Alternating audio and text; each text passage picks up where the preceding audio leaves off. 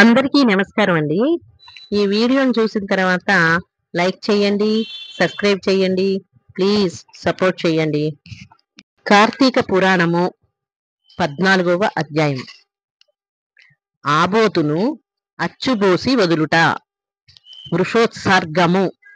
మరలా వశిష్ఠుల వారు జనకుని దగ్గరగా కూర్చుండబెట్టుకుని కార్తీక మహత్యమును గురించి తనకు తెలిసిన సర్వ విషయములు చెప్పవలనను కుతూహలముతో ఇట్లు చెప్పదొడంగిరి. ఓ రాజా, కార్తీక పౌర్ణమి రోజున పితృప్రీతిగా వృషోత్సర్జనము చేయుట, శివలింగ సాలగ్రామములను దానము చేయుట, ఉసిరికాయలను దక్షిణతో దానము చేయుట మొదలగు పుణ్యకార్యముల వలన వెనకటి జన్మయందు చేసిన సమస్త పాపములను నశింపజేసుకొనుదురు. వారికి కోటి యాగములు చేసిన ఫలము దక్కును. ప్రతి మనుజుని పితృదేవతలను తమ వంశమందెవ్వరు ఆ బోతును అచ్చువేసి వదులుదురా అని ఎదురు చూచుచుందురు. ఎవడు ధనవంతుడై యుండియు పుణ్యకార్యములు చేయక దానధర్మములు చేయక కడకు ఆ బోతునకు అచ్చువేసి పెండ్లి అయినను చేయడో అట్టివాడు రౌరవాది సకల నరకములను అనుభవించటయే గాక వాని బంధువులను కూడా నరకమునకు గురిచేయును. కాన ప్రతి సంవత్సరము కార్తీక మాసమున తన శక్తి కొలది దానము చేసి నిష్ఠతో వ్రతమాచరించి సాయం సమయమున శివకేశవులకు ఆలయమునందు దీపారాధన చేసి ఆ రాత్రి అంతయు జాగారణయుండి మరునాడు తమ శక్తి కొలది బ్రాహ్మణులకు సన్యాసులకు భోజనమిడిన వారు ఇహపరములందు సర్వసుఖములను అనుభవింతురు. కార్తీక మాసములో విసర్జింపవలసినవి. ఈ మాసమందు పరాన్న భక్షము చేయరాదు, ఇతరుల ఎంగిలి ముట్టకూడదు, తినకూడదు, శ్రార్థ భోజనమును చేయకూడదు, నీరుల్లిపాయ తినరాదు, తిలదానము పట్టరాదు, శివార్చన సంధ్యావందనము చేయని వారు వండిన వంటలు తినరాదు. పౌర్ణమి, అమావాస్య, సోమవారముల నాడు సూర్య చంద్ర గ్రహణపు రోజుల యందున భోజనమును చేయరాదు. కార్తీక మాసమున నెల రోజులు కూడా రాత్రులు భుజించరాదు. విధివ వండినది తినరాదు. ఏకాదశి, ద్వాదశి వ్రతములు చేయువారలు ఆ 2 రాత్రులు తప్పనిసరిగా జాగారము ఉండవలను. ఒక్క పూట మాత్రమే భోజనము చేయవలను.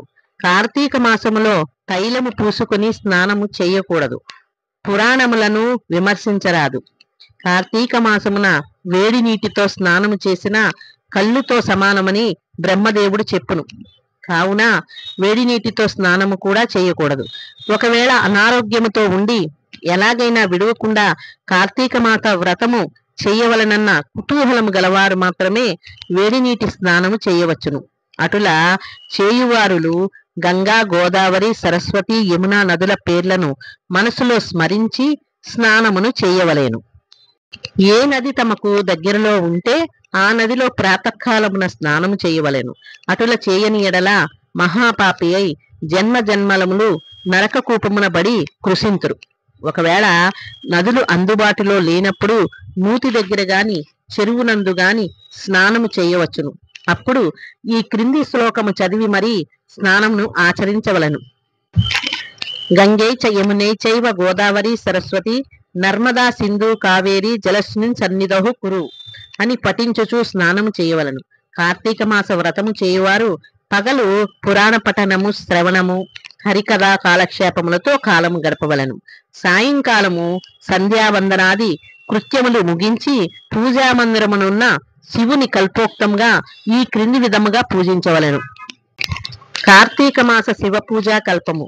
ఓం శివాయ నమః ధ్యానం సమర్పయామి.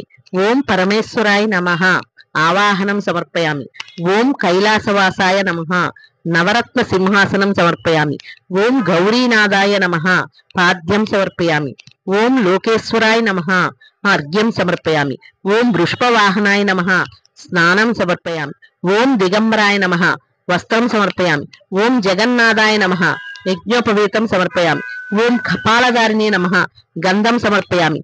ఓం సంపూర్ణ గుణాయ నమః పుష్పం సమర్పయామి. ఓం మహేశ్వరాయ నమః అక్షితాన్ సమర్పయామి. ఓం పార్వతీనాథాయ నమః ధూపం సమర్పయామి. ఓం తేజోరూపాయ నమః దీపం సమర్పయామి. ఓం లోకరక్షాయ నమః నైవేద్యం సమర్పయామి. ఓం త్రిలోచనాయ నమః కర్పూర నీరాజనం సమర్పయామి.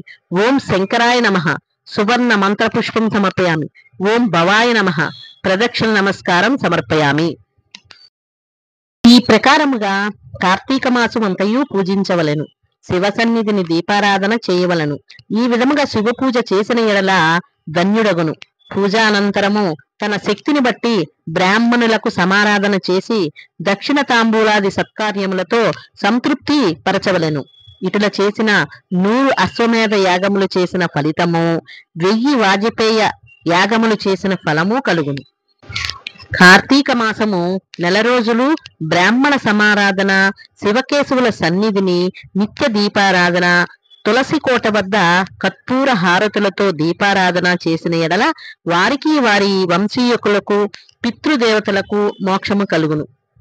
శక్తి కలిగి ఉండి కూడా ఈ వ్రతము ఆచరించిన వారు 100 జన్మలు నానా యోనులయందును జన్మించి తర్వాత నక్క, కుక్క, పంది, పిల్లి, ఎలుక మొదలగు జన్మలు ఎత్తుదురు. ఈ వ్రతమును శాస్త్రోక్తముగా ఆచరించిన ఎడల 15 జన్మల యొక్క పూర్వ జ్ఞానము కలుగును. వ్రతము చేసినను, పురాణము చదివినను, విన్నను అట్టివారులకు సకలైశ్వర్యములు కలిగి మోక్ష ప్రాప్తి కలుగును. చతుర్దశాధ్యాయము 14వ రోజు పారాయణ సమాప్తము.